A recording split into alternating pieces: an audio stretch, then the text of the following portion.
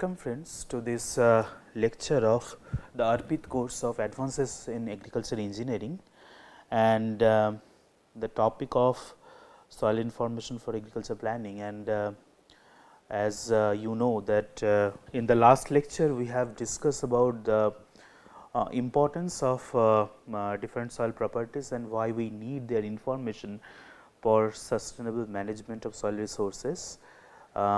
And also we started discussing about different types of advanced soil sensors.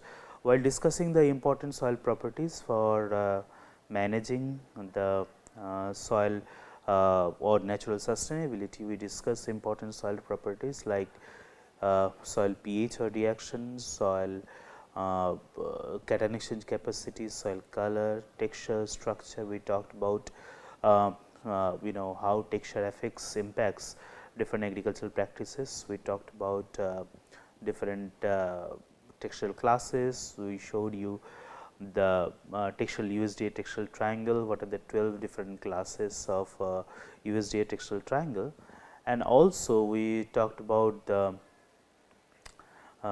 different what is soil structure, what are the different types of soil structure.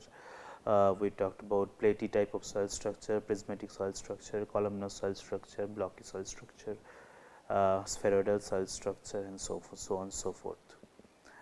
Subsequently, we discuss the advanced sensors which we use in the field of soil science for rapid and non-destructive assessment of soil properties. We started with this handheld portable X-ray fluorescence spectrometer, and we discuss its different advantages. Remember, these are the proximal soil sensors which we use for rapid estimation of elemental content without any chemical treatment as well as without any substantial soil processing. And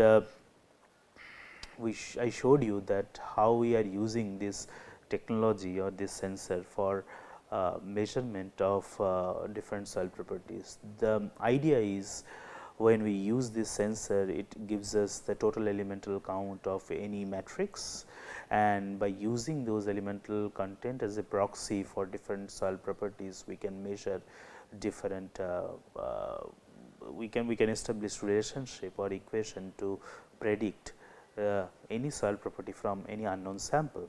The advantage of this technology is it is rapid. A total scan, a complete scan basically takes around 60 to 90 seconds, and this is field portable. This is lightweight, only 1 to 1.5 kg of weight. It is rugged in nature. It is useful for field application, and it requires no sample pre-processing, and recurring cost is almost 0 except for charging the lithium ion batteries. So, what are the we have discussed about several applications, like how we are using this. I showed you that we use this sensor for prediction of soil pH and then soil cation exchange capacity. Then I showed you how we are using it for measurement of different heavy metal concentration and mapping heavy metal concentrations. Also, we are using for measuring the soil salinity, and all these are done in non-destructive way. We do not have to take the soil samples back to the laboratory for destructive analysis or chemical wet chemistry analysis. Now, one thing we should remember, that these methods, although they are almost 80 to 90% accurate, they cannot totally replace the traditional methodologies. However, they can supplement, they can use as a supplemental tool to help in to help in analysis of huge number of samples, which is not possible using the current infrastructure in Indian condition. So, let me show you, let me go ahead and show you couple of more applications of this sensor, and in this lecture we will be continuing this. We will be showing you new different two new sensors called diffuse reflectance spectroscopy and electromagnetic induction, and we will try to give you some overview of integrated nutrient management also. So, let us start. If you see the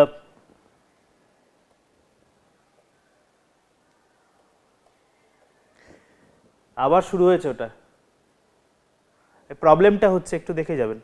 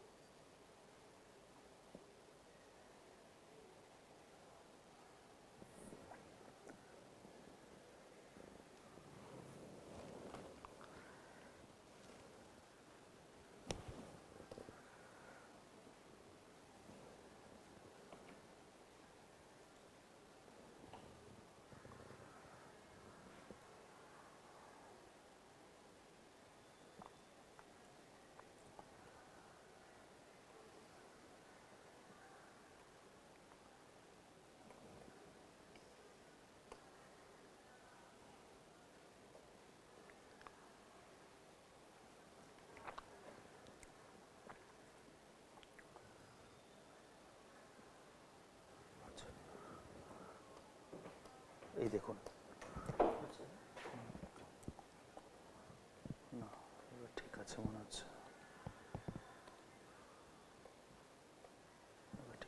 ঠিক আছে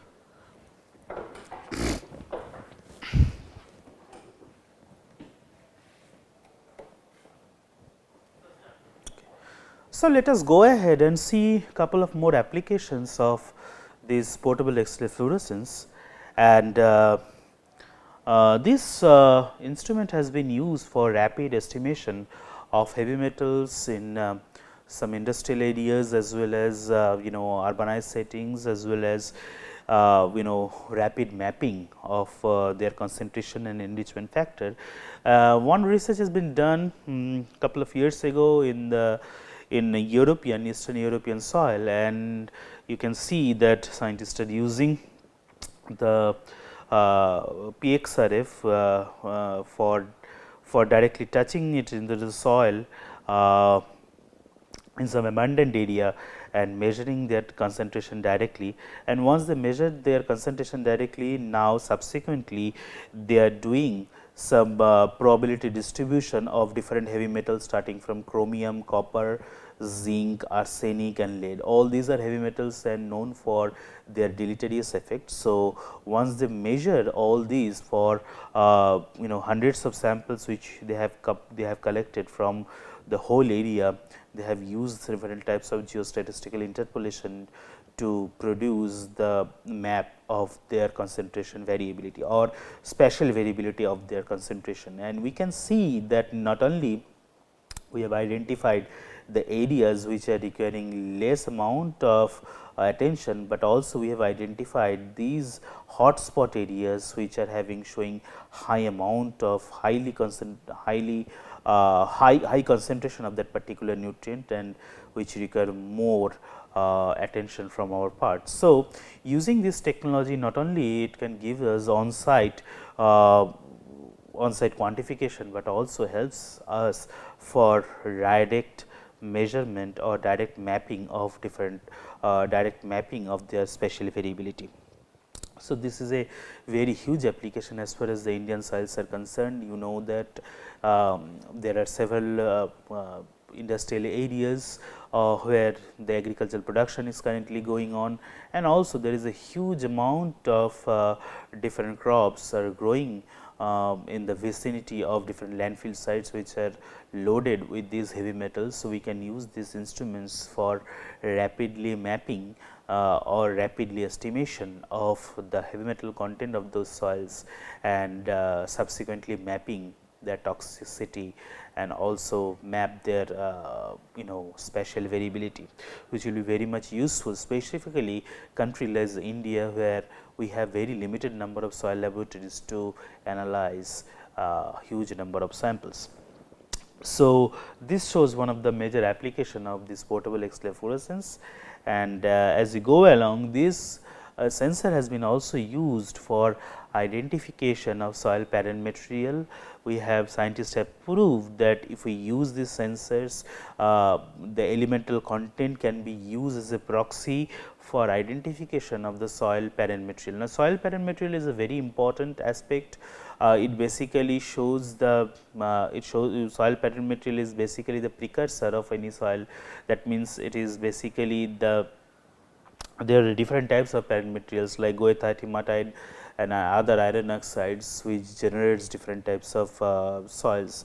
So, scientists have proved that you can use this technology for identification of the parent material from which the soil has been derived, and it has got a great implication in identification of different soil chemical and physical process which went on these parent materials. Now, the most important from this agricultural production point of view, one of the most important application of these nutrients and of this PXRF is measurement of available nutrients, and different scientists have utilized this technology for measurement of available nutrients. Although this instrument gives us the total elemental content, we have seen that while we are considering the available for calcium and phosphorus, it is showing relatively, in case of calcium, it is showing very good results, as you can see from this table, that R square values, while we are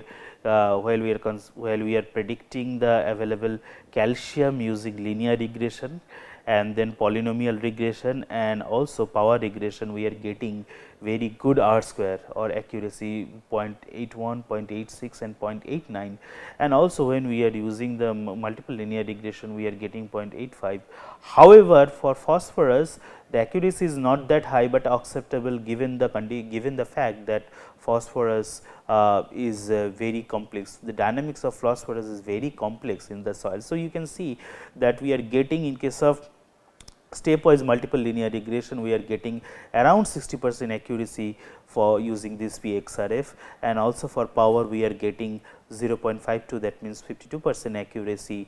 For polynomial regression, we are getting 50% accuracy. So, that shows that the application of this PXRF is helpful for identification, rapid identification of soil available nutrients. And you can imagine that how much money we spend each and everywhere for measurement of soil available nutrients. So, if we can develop this technology further and utilize an alternative tool to this standard laboratory method, we can go for extensive soil sampling, and more soil can be measured, which will further help to the soil health card scheme of Government of India. All right.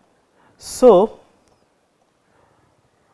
another application for this portable XRF is mine tailing characterization. Scientists have used this sensor for identification of heavy metals or prediction of heavy metals in the mine tailing areas of South Africa. You can see different types of minerals which are present in the mines in this picture, and also you can see side by side how PXRF showed good correlation with most of the minerals which are present, most of the elements which are present, for example, potassium, silica, and then sulfur, zinc, zirconium, then manganese, yttrium and rubidium. You can see how they are highly correlated. So, that shows that if you are concerned about mine based pollution and mapping of those mine based pollution plumes, you can use this PXRF for the same purpose. Another great application for soil science using this portable X-ray fluorescence is identification of the horizon boundaries. Now, the delineation and the description of subsurface soil as well as soil profile in the field is basically done by experts pedologists who use their expertise to visually identify or visually observe and identify the important features within the soil, and using those they can conclude on different soil physical and chemical processes. However, there is always chance of being subjective in that way, and that is why we needed some strong quantitative measure for as an alternative. So, this PXRF has been successfully used for measurement of horizon boundaries. Now, PXRF, as you know, it measures the elemental content, and we know that as we move from one horizon to the another horizon, the elemental concentration varies from one horizon to the another horizon. So, scientists have developed scientists have used this PXRF to scan along through this scan along this total depth, and they have developed certain indices, and these indices is basically developed by combining some multivariate techniques as well as the difference in elemental concentration in the subsequent layers. And while using these indices, when they plotted these indices developed by this PXRF, they have clearly identified those horizons. For examples, you can see here different horizons which have AP, BW, C1, C2, C3 and BC, AE1, E2, B1, all these are highly identified, I mean reasonably identified by these PXRF based elemental indices. And also we have seen that there is a good correlation with the standard field reading when we are using the PXRF into the field and standard monolith reading for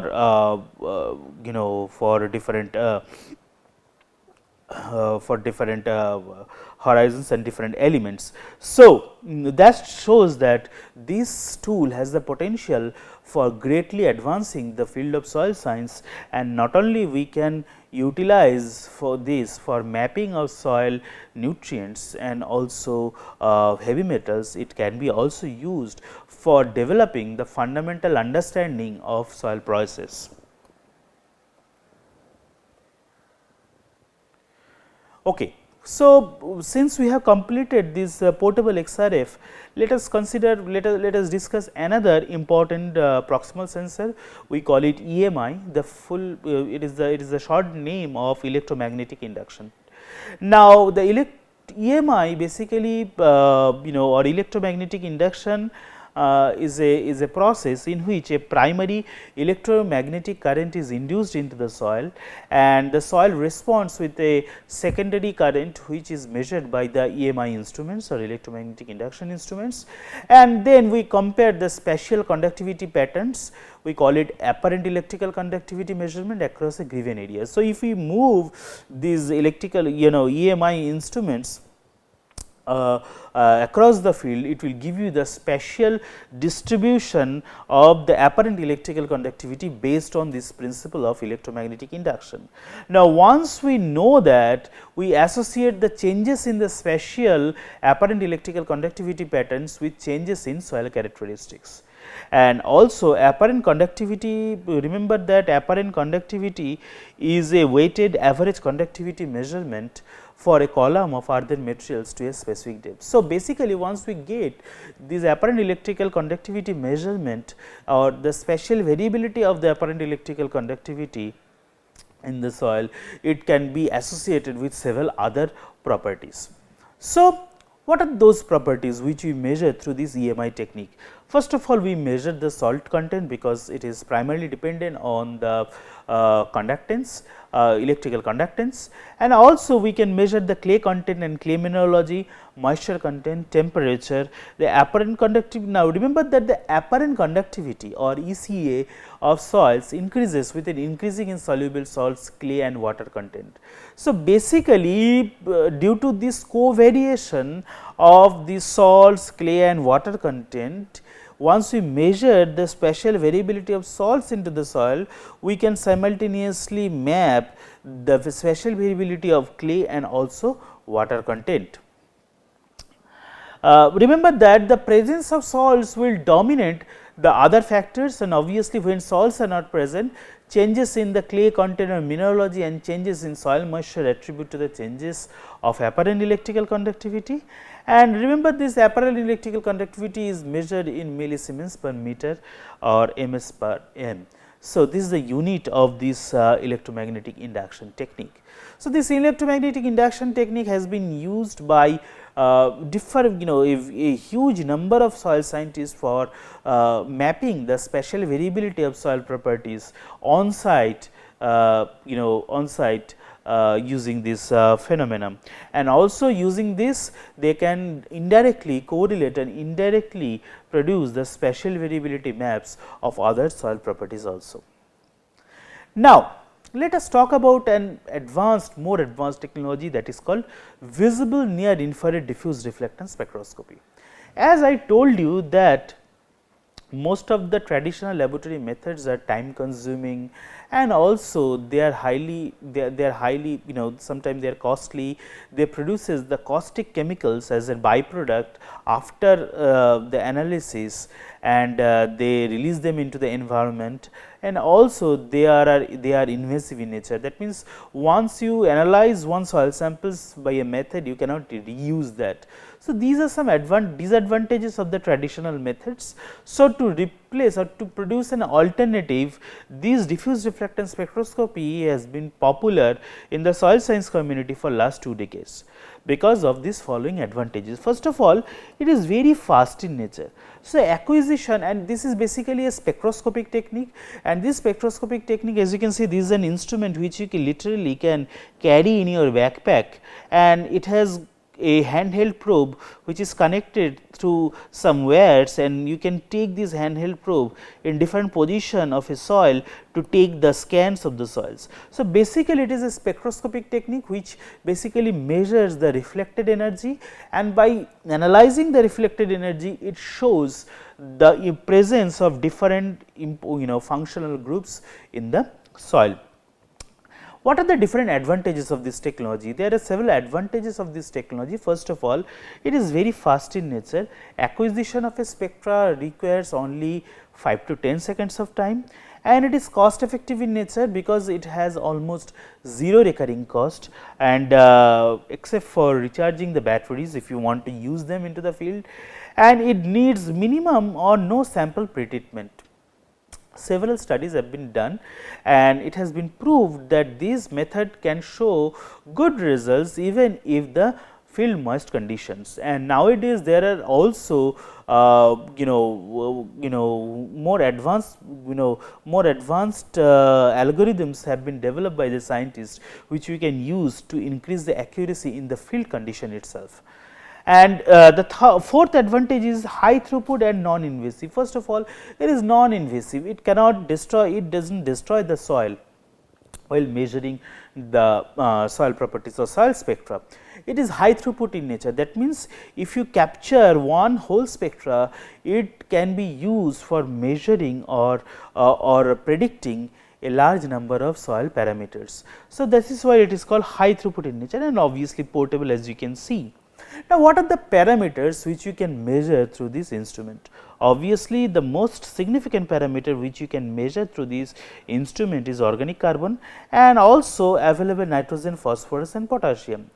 Apart from that, you can measure also the pH and clay of the soil, clay content of the soil, and moisture, and also heavy metals. Now, one thing we need to understand that these spectroscopic methods are very sensitive to the chromophores.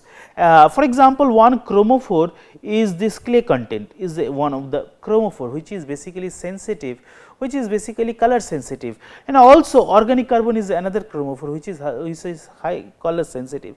So, these chromophores, the variation of the chromophores can be effectively identified by the variation of the spectral patterns. And sometimes there are also non-chromophore. For example, these heavy metals is a non-chromophores. It does not have any spectral signatures in the visible to near infrared region. However, they are present in association, or they show good correlation with the organic carbon content or organic matter content of the soil. So, due to the covariation, these heavy metals can also be predicted well by these technologies. So, in a nutshell, this technology can be used for rapid estimation of not only different chromophores in the soil, but also several non-chromophores which shows covariation with those chromophores. So, that is why this is a very good technology, very rapid technology, and it has been highly widely accepted in advanced countries for measurement of soil properties. So, since it takes only 5 to 10 seconds to scan a soil, you can scan at least 100 couple of 100 soil samples per day within the normal work hour. So, let us go ahead and see why it is called VIS-NIR DRS. Now, the name VIS-NIR suggests that it is the short form of visible to near infrared diffuse reflectance spectroscopy, and it is a terminology that uses, it is a technology that basically uses a mug light or contact probe. I have already showed you the contact probe in the last slide, to produce the reflection at different wavelengths starting from 350 to 2500 nanometer. Now, you know that the electromagnetic radiation varies from gamma rays, X-rays, ultraviolet rays, visible, infrared, microwaves, radio waves and long waves, and among these the visible range only varies from 400 to 700 nanometers, and after 700 to 350 3050 I am sorry 700 to 2500 nanometer range is known as the near infrared range. So, these instruments can only measure the reflected energy in the visible to near infrared range, that is 350 to 2500 nanometers. So, that is called visible and near infrared range. So, that is why this technology is known as visible NIR or visible near infrared diffuse reflectance spectroscopy, or VIS-NIR DRS.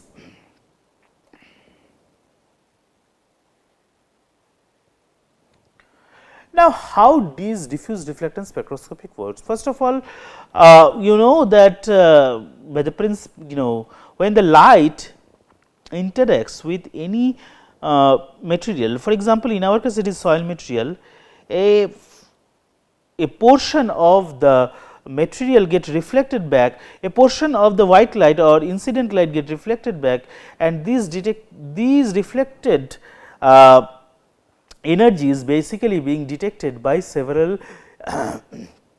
detectors which are present in these instruments. Now, I am showing you two most important widely used instruments in this VIS-NIR DRS. One is this Agrispec diffuse reflectance spectroradiometer, another one is PSR 3500 spectroradiometer. This Agrispec was initially earlier produced by a company called ASD. Now, it is being produced by a company called Panalytical, and this instrument is called PSR 3500. This is the model number, and this is basically made by the company called Spectral Evolution. So, these are called the spectroradiometer because they can measure not only the reflected energy, but also they can capture they can convert this reflected energy into the light to compute the reflectance. Now, what is diffuse reflection?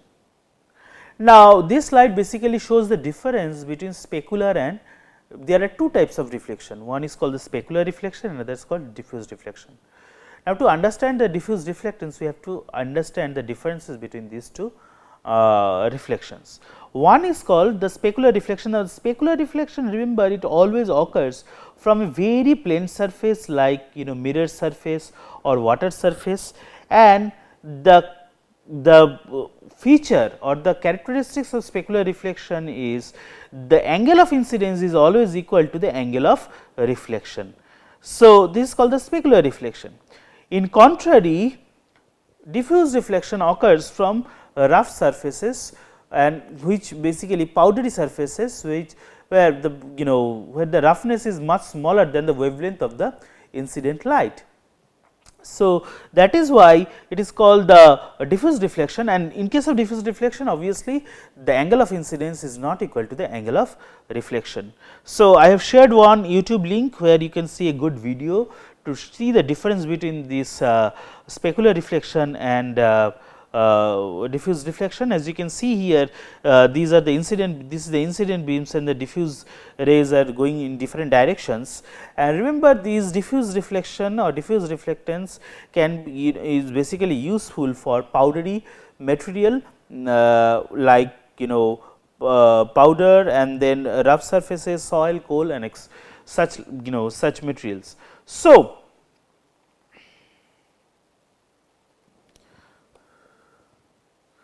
what are the basics of infrared spectroscopy? Now, this visible near infrared diffuse reflectance spectroscopy is basically can be considered as a combination of both visible range and near infrared range. Now, whatever changes, spectral changes we are observing in the visible range is basically due to the color changes, and these color changes in the soil basically occurs due to the presence of organic matter, due to the presence of different types of oxides like iron oxides and aluminum oxides. However, in the infrared region the principle is somewhat different. Now, we know that when a molecule absorbs infrared radiation, it produces the functional groups, the bonds which are present in these functional groups are excited and they produces different types of vibrations. These vibrations are of basically two types, one is called stretching, another is called bending. Now, there are two types of stretching, as you can see here, it is called the asymmetric one is called the asymmetrical stretching, another is called symmetrical stretching, and also bending is of four types, one is called scissoring, rocking, twisting and wagging. So, due to these different types of stretching and bending, as a result of this stretching and bending, these molecules basically absorb this infrared radiation, and as a result of this absorption of infrared radiation, they produces different types of spectral patterns or spectrum. And these spectrum basically is these spectrum is basically detected by this instrument. Now, how the spectrodiometer works? If you see the schematic diagram of the of the spectrodiometer, if you consider a soil sample here, we generally take the scan of the soil samples using some lights, using some probe, and this handheld probe has its own light source. So, it produces a halogen light which shines over the surface of the samples, and then some amount of the the amount of reflected energy is basically captured by the probe, captured by the probe, and then it transmitted to the holographic grating by a fiber optic cable through total internal reflection. Now, once the reflected energy reaches the holographic grating, it divides the energy into and channelize the energy into three different areas of detectors. One is called VIS NIR, or sometime we will sometime they call it VNIR or visible near infrared, which basically varies from 350 to 1000 nanometer, and then rest two are short wave infrared 1 and short wave infrared 2. Short wave infrared 1 generally varies from 1000 to 1800 nanometers, and short wave infrared 2 generally varies from 1800 to 2500 nanometers. So, once the reflected energy reaches the holographic grating by fiber optic cable by through total internal reflection, it is divided into these three detector arrays. So, the visible to near infrared range is basically identified by this VIS NIR detector arrays, which is basically 512 silicon photodiode array. Whereas, in case of silicon SWIR1 and SWIR2, they are basically indium gallium arsenic detector with 600 channels.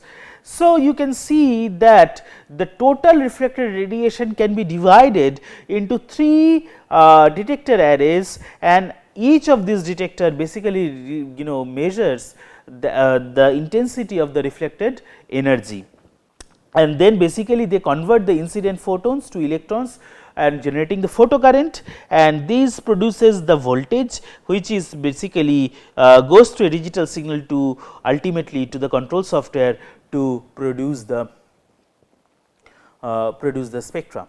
So, this is how this instrument basically works.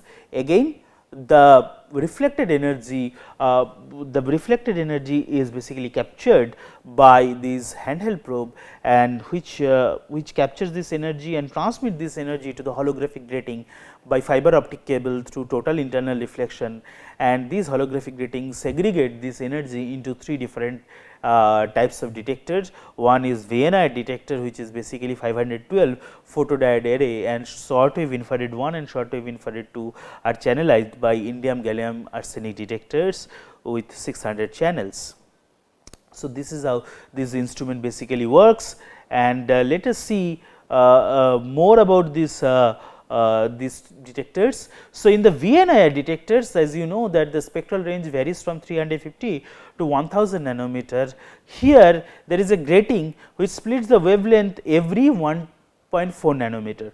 So, if you see, it is the undispersed white light, and this undispersed wavelength is incident in this fixed VNIR grating, and which is very fixed, and this grating basically split the light into or disperse the light into this fixed silicon photodiode array, and these wavelengths hits individual element in the silicon photodiode array.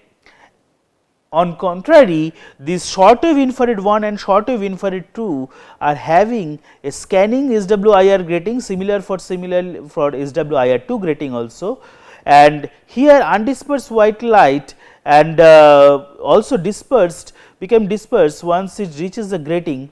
However, the detector is fixed here. So, the spectral range is basically from 1000 to 1800 nanometer and 1000 to 2500 nanometer.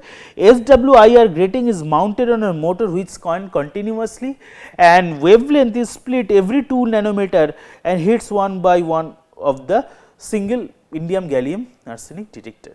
So, this is how this instrument basically works. In case of VNIR, it is a fixed VNIR grating, and in case of, so basically difference is in case of VNIR range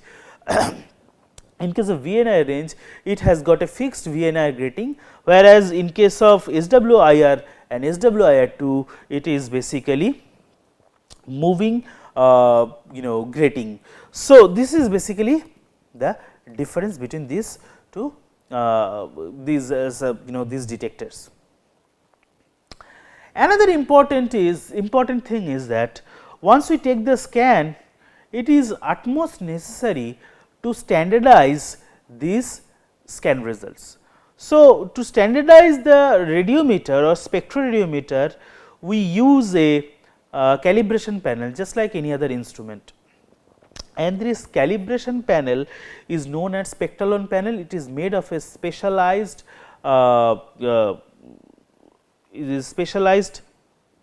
polymer, we call it PTFE or polytetrafluoroethylene, and it we consider that it has 99% of the reflectance. So, 99% of the reflectance is purely white, and it is basically used for optimizing the spectroradiometer or spectrometer, and it is also used for white referencing to simplify the reflectance. So, once we use this white reference, it basically calculates the reflectance values based on this, and also it removes the ambient temperature effect which changes the baseline or which shift the baseline. It also removes the humidity effects, and also it optimizes the probe change. So, that is why we recommend or scientists recommend the use of the Spectralon panel when we are taking the reading, because light is very much sensitive to other environmental conditions. So, once we take the reading on site in the field, it is always, there is always chance that the sensitivity will vary depending on the environmental condition, maybe a partly cloudy condition, maybe sunny condition. So, this fluctuation of this lighting condition can hugely affect the acquisition of the spectrum, and to remove this effect or to remove this variability, we use the spectral panel and also to optimize the spectrometer. Now, another important aspects we have to learn, that is called the spectral resolution. Now, in the spectral resolution, if you see, this is a peak which is generated by a single monochromatic light source, and basically the spectral resolution is this distance, which is also known as the full width half maximum. Why it is called full width half maximum? Because this is the full width of half of the maximum height. Okay. Sometimes it is known as the full width of half height also. So, you see that this is called the spectral resolution. So, anything which is this spectral resolution is basically shows the accuracy of the instrument, and more the spectral resolution, more it is able to distinguish very minute feature in any matrix. And also you can see these black dots are basically the sampling interval, and when we join this sampling interval, they produce the spectrum.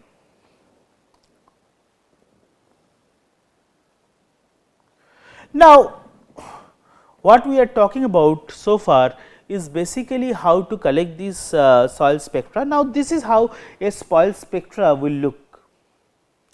So, as you can see, this is a soil Visonaz spectra, standard soil Visonaz spectra, and as you can see, as we are changing the texture from silt loam to sandy loam to loamy sand, variation of the clay content or chromophore as well as the organic matter which is present in this soil produces substantial difference in the spectral pattern. So, you can see there is a change, there is a difference in the spectral patterns, and obviously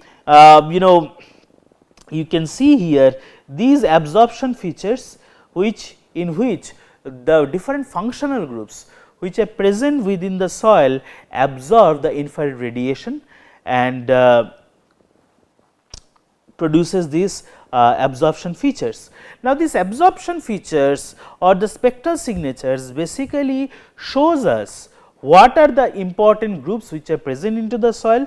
So, we can qualitatively identify the important spectral important functional groups which are present in the soil, and also we can quantitatively use this information to predict the quantity of any particular soil property. For example, if you can see here, this is a 1900 nanometer peak area where we can see there is a important spectral absorption features. Also you can see here around 1450 there is also absorption. So, these two absorption are basically due to the hydroxyl which is present within the soil and soil moisture. So, once we capture these peaks, it is certain that these are basically these are basically denoting the moisture which is present in the soil. Similarly, all the peaks after this 2000 nanometer basically shows the presence of different organic fractions. So, this is how these spectral signatures can be utilized both qualitatively and quantitatively for predicting and identifying of several soil properties.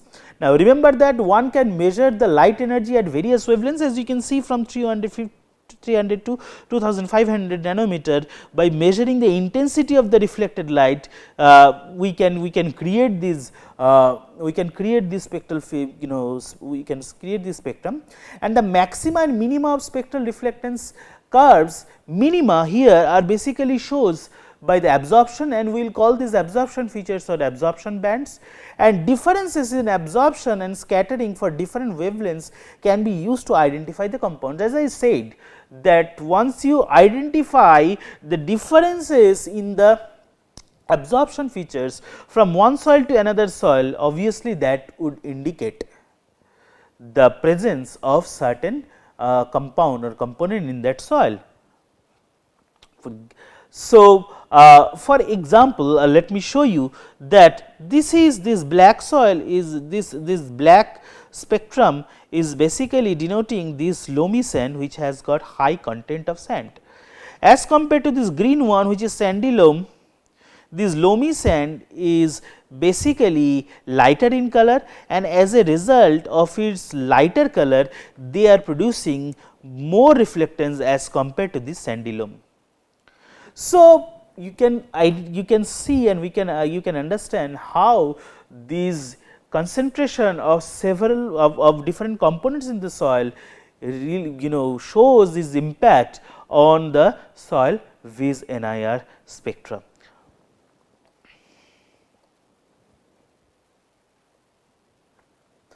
Now, once we collect the soil spectral scan, or once we collect the spectrum of a particular soil, it produces some broad features, and sometimes these broad features are problematic, because there may be some signal to noise.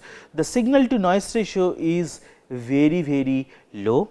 So, we cannot identify, we cannot distinguish our desirable signature from the noise which is coming from different surrounding medium.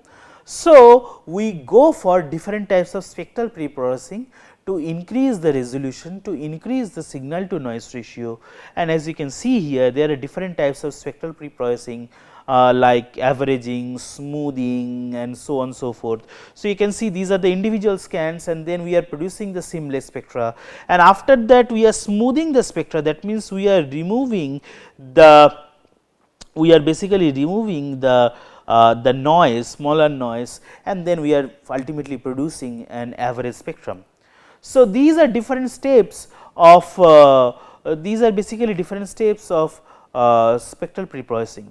Finally, the most important two spectral preprocessing methods are producing the first derivative and second derivative of reflectance spectra. As you can see, this is called the first derivative of the reflectance spectra, this is called the first derivative of the reflectance spectra, and this is the second derivative of a reflectance spectrum.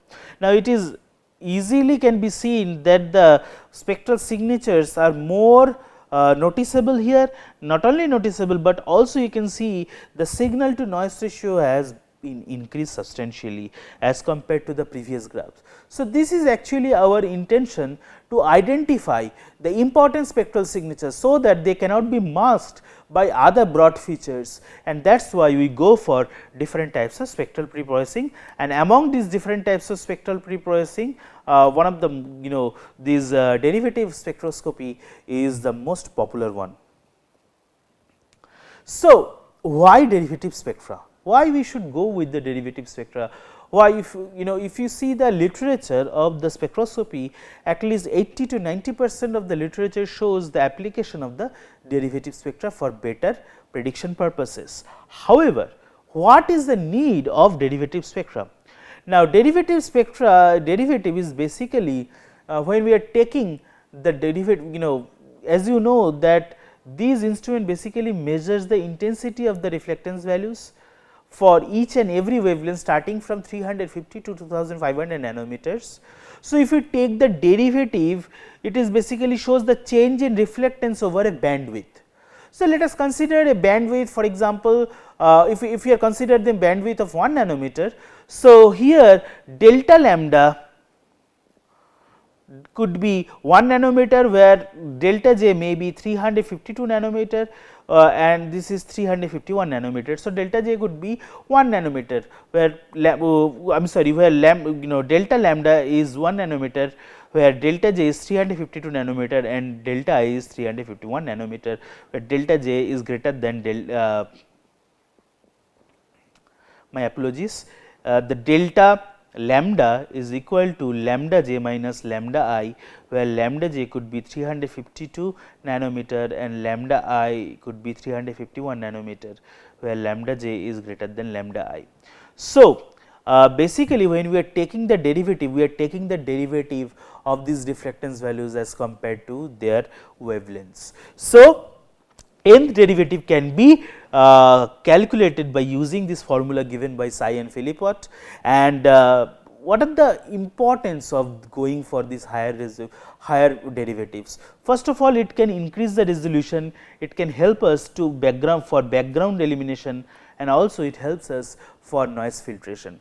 As you can see here, this is a let us give an example from the absorbance spectrum. So, this is a raw absorption spectra, and as we go from this absorbance peak to its first derivative and subsequent second derivative, third derivative and fourth derivative, you can see that there are more features are coming up. Not only that, we are getting more and more resolution, or signal to noise ratio is continuously increasing. So, you can see it is continuously increasing the resolution, and also it is removing the background, and also it helps us for noise infiltration. Another important aspect is separate two analytes with similar lambda max values. As you can see here, there are two analytes which are producing almost two similar types of lambda max values, or absorbance features, which is basically masked by this broad absorption feature. So, once we go for the high resolution higher derivative spectra, obviously you can see they are clearly identified. So, we are basically increasing the resolution. Also, you will see that sometimes some broad absorption feature suppresses some small absorption features, and as you can see, this is a broad absorption feature which is suppressing the small absorption feature, and as a result of this suppression, we cannot segregate different analytes which are present in the soil. So, that is why we go with higher degree of derivative, first derivative and second derivative. As you can see, as we are going from this raw absorbance peak to this first derivative and second derivative, we are getting much more resolution and suppression of the broadbands. So, this is another advantage of using this derivative spectra, and that is why for quantitative modeling, derivative spectroscopy is widely accepted, and it has been found that in most of the application, once we apply derivative spectra, it produces better accuracy as compared to using the non-derivative spectra, or original spectra. So, that is why we go for the spectral preprocessing. So, what are the important spectral preprocessing? Obviously, first derivative of reflectance spectra is an important spectral preprocessing, and also another important spectral preprocessing method is called the discrete wavelet transform. So, wavelet is a small quickly decaying wave like function which we use for decomposing any signal into different scales and their their positions, and as a result of that, we can identify, we can utilize, and we can play more with the noise. We can selectively reduce the noise which is present in the soil spectrum. So, discrete wavelet transform is another method which we extensively use for preprocessing of the spectra. And once we do this type of spectral preprocessing, the next step is to utilize different types of quantitative modeling. Now, for quantitative modeling, we go for either classification or regression. Now, classification we do when our target variable is qualitative or categorical in nature. So, there are several classification techniques we use, for example, linear discriminant analysis, support vector machines, random forest, and so on and so forth. We use them to segregate different types of soil features, and another type of method is known as the regression, and this regression method is used for, there are different types of regression method like stepwise multiple linear regression, partial least squares regression, principal component regression, penalized blind, random forest, support vector machine, artificial neural network, and so on and so forth. So, there are numerous advanced methods which you can use to predict certain soil analytes or soil properties like organic carbon, clay, using the soil reflectance spectra after their spectral preprocessing. and also we can do some supervised and unsupervised clustering, like some kind of supervised clustering like principal component analysis and so on and so forth. So, you can see that utilizing these technique, it is a spectra based technique, and we can effectively use this technique for predicting of several soil properties. I will show you a couple of examples. Till now we have discussed about its principle. Now, I will show you couple of actual examples where they have used for measurement of different soil properties. So, let us start with the soil clay content. The soil clay is very important soil parameter. So, scientists have used this technology in different conditions like laboratory condition, and then moist condition and other conditions, field moist condition, dried intact condition. All these conditions they have utilized this DRS technique, and they have shown that in all these conditions this technique can be utilized for identification or prediction of clay content with good accuracy. As you can see, the accuracy here varies from 0.75 to 0.92. So, it shows very good accuracy. Not only that, they have identified using several multivariate machine learning techniques and data analytics technique, they have identified the important wavelengths from this 350 to 2500 nanometer wavelength region, and they utilize they have identified or segregated the important wavelengths which are responsible for prediction of this clay content. Now, in the future, if you want to go for more simplified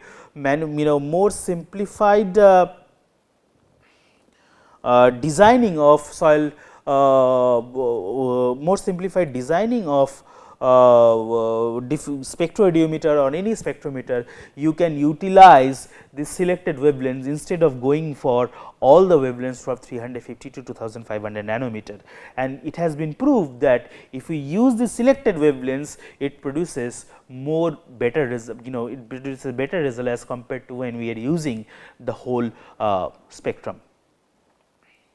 So, this is one of the examples of utilizing this technique, how scientists have utilized this technique for better management or better identification of soil properties. Also, this technique has been used for identification of soil organic carbon and inorganic carbon. As you can see here, soil organic carbon have been identified using good accuracy starting from 0.